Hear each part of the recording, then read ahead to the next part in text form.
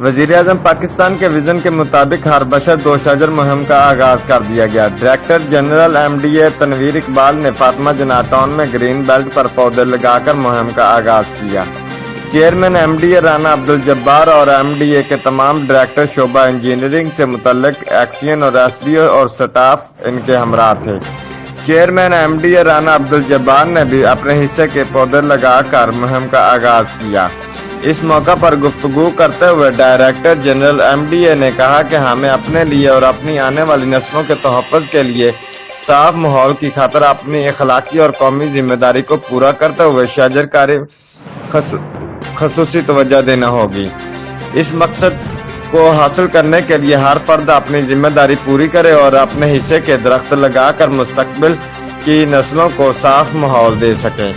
خصوصاً فاطمہ جناح ٹاؤن میں رہائش پذیر عوام شجرکاری پر خاص توجہ دے اور لگے ہوئے درختوں کا تحفظ کریں۔ ہم پرائیویٹ پارٹنر کو بھی دعوت دے رہے ہیں کہ اس کار خیر میں حصہ ڈال کر صدقہ جاریہ میں شامل ہوں۔ شجرکاری کے بعد ملک و قوم کی ترقی اور خوشحالی کے لیے دعا مانگی گئی۔